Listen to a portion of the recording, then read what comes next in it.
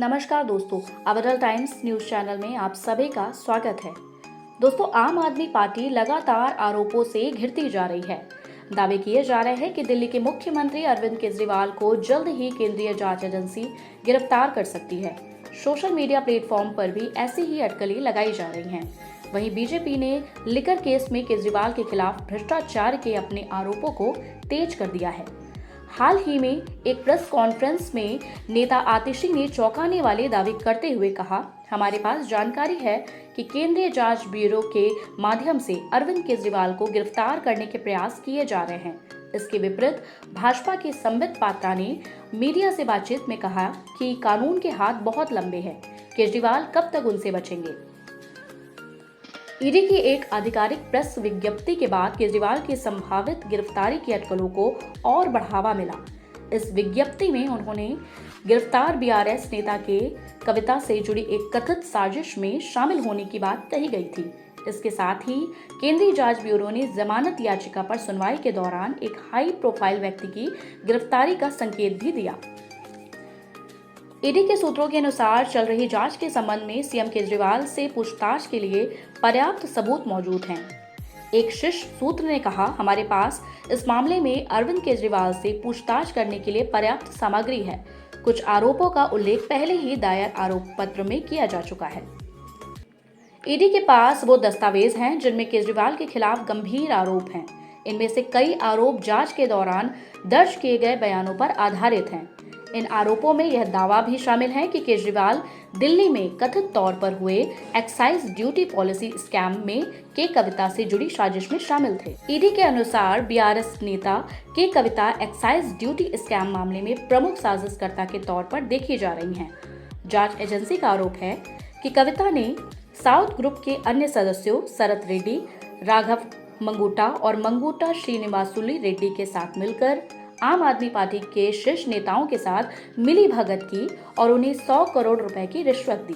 रिश्वत देने का उद्देश्य कथित तौर पर दिल्ली एक्साइज ड्यूटी पॉलिसी बनाने, उसे लागू करने और फिर उसके जरिए अनुचित लाभ हासिल करना था। ईडी के दस्तावेज में है कि कविता ने सीएम दिल्ली सरकार अरविंद केजरीवाल और तत्कालीन उप मुख्यमंत्री और तत्कालीन उत्पाद शुल्क मंत्री मनीष सिसोदिया के साथ एक सौदा किया, जिसमें उन्होंने साउथ ग्रुप के अन्य सदस्यों के साथ मिलकर बिचौलिया के जरिए उन्हें रिश्वत दी। आम आदमी पार्टी के नेताओं को दी गई रिश्वत के बदले में उन्हें पॉलिसी मेकिंग तक का एक्सेस था। ईडी का तर्क है कि इस योजना को कुछ ऐसे डिजाइन किया गया था कि थोक विक्रेताओं से रिश्वत के जरिए आम आदमी पार्टी को लगातार बड़ी रकम मिलती रहे। इसके अलावा साउथ ग्रुप का उद्देश्य कथित तौर पर भुगतान की गई रिश्वत की वसूली करना और बड़ी साजिश से मुनाफा कमाना था। ईडी के छापे का शिकार हुए संसद सदस्य मंगूटा श्रीनिवासुलु रेड्डी ने 14 जुलाई 2023 को एक बयान में अरविंद केजरीवाल के साथ मुठभेड़ के विवरण का खुलासा किया। रेड्डी ने बताया कि मार्च 2021 में संसदीय सत्र के दौरान उनकी मुलाकात हुई थी। दिल्ली के एक अखबार में शराब व्यापार के सरकारी से निजी संस्थाओं में निजीकरण के संबंध में खबर है। दक्षिणी भारत में शराब व्यवसाय में अपने परिवार की लंबी समय से भागीदारी को देखते हुए रेड्डी ने दिल्ली के शराब क्षेत्र में व्यावसायिक अवसर तलाशने में रुचि दिखाई।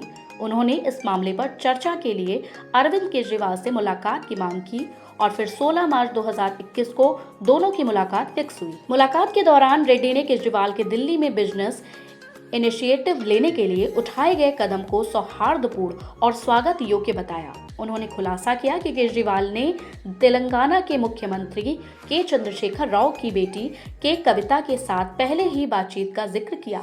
रेड्डी के बयान के अनुसार कविता ने कथित तौर पर लिकर बिजनेस की इंडस्ट्री के सिलसिले में आम आदमी पार्टी को 100 करोड़ रुपए का भुगतान करने की पेशकश की थी।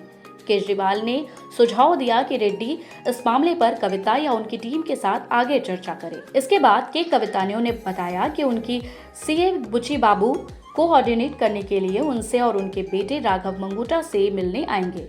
बुची बाबू अगले दिन उनसे मिलने गए और राघव मंगूटा ने उनसे कहा कि वह 30 करोड़ रुपए की व्यवस्था कर सकते हैं और फिर फाइनली के कविता के निर्देश पर अभिषेक बोइनपल्ली और बुची बाबू को 25 करोड़ रुपए का नगद भुगतान किया गया था। आम आदमी पार्टी के कम्युनिकेशन इंचार्ज विजय नायर चल रही जांच में आरोपी हैं और उन्हें सीबीआई और प्रवर्तन निदेशालय दोनों ने गिरफ्तार किया था। साउथ ग्रुप के सदस्य शरद रेड्डी ने अप्रैल 2023 में ईडी को दिए गए बयान में खुलासा किया कि मार्च 2021 में दिल्ली के शराब क्षेत्र में एक नए व्यापार अवसर के बारे में चर्चा चल रही थी। रेड्डी ने दावा किया कि एक आरोपी व्यक्ति अरुण पिल्लई ने उन्हें सूचित किया था। इस अवसर पर उन्होंने आगामी नीतिगत बदलाव के संबंध में अरविंद केजरीवाल और मनीष सिसोदिया के साथ के कविता की बातचीत का जिक्र किया।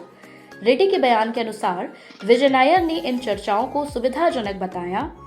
सुविधाजनक बनाया और उन्होंने यह प्रपोजल रखा कि अपने अनुसार पॉलिसी बनाने के लिए के कविता सीएम केजरीवाल और सिसोदिया को 100 करोड़ रुपए प्रदान करे। ईडी का कहना है कि कविता ने रेड्डी को आश्वासन दिया था कि केजरीवाल और सिसोदिया से संबंधित सभी मामले नायर द्वारा मैनेज किए जाएंगे। ईडी दस्तावेज में कहा गया है कि कविता ने शरद रेड्डी को लिकर केस में 100 करोड़ रुपए जानकारी दी।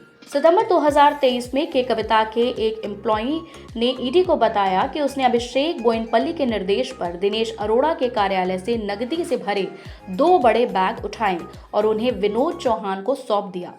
एक अन्य मौके पर उन्होंने टोरापुर नारायणा नई दिल्ली के पास एक पते से नकदी भरे 2 बैग लेकर उन्हें विनोद चौहान को दिया। कथित तौर पर विनोद चौहान ने बाद में हवाला मार्ग के जरिए गोवा में आम आदमी पार्टी के चुनाव अभियान के लिए ये पैसे ट्रांसफर किए। ईडी द्वारा दायर आरोप पत्र के अनुसार दिल्ली के मुख्यमंत्री अरविंद केजरीवाल ने शराब व्यवसायी और उत्पाद शुल्क नीति घोटाले के मुख्य आरोपी समींद्र महेंद्र के साथ वीडियो कॉल की। केजरीवाल ने कथित तौर पर महेंद्र से आम आदमी पार्टी के संचार प्रभारी विजय नायर पर भरोसा करने का आग्रह किया, जिन्होंने कथित तौर पर साउथ कॉर्टेल से 100 करोड़ रुपए की रिश्वत ली थी। ईडी का दावा है कि पिछले वर्ष 12 नवंबर और 15 नवंबर को पूछताछ के दौरान महेंद्र ने खुलासा किया कि एक बैठक विफल होने के बाद नायर ने फेस टाइम के माध्यम से केजरीवाल के साथ बातचीत की व्यवस्था की। ईडी का आरोप है कि इस कॉल के दौरान केजरीवाल ने महेंद्र को नायर की विश्वसनीयता का आश्वासन दिया और उन्हें नायर के साथ सहयोग जारी रखने का निर्देश दिया।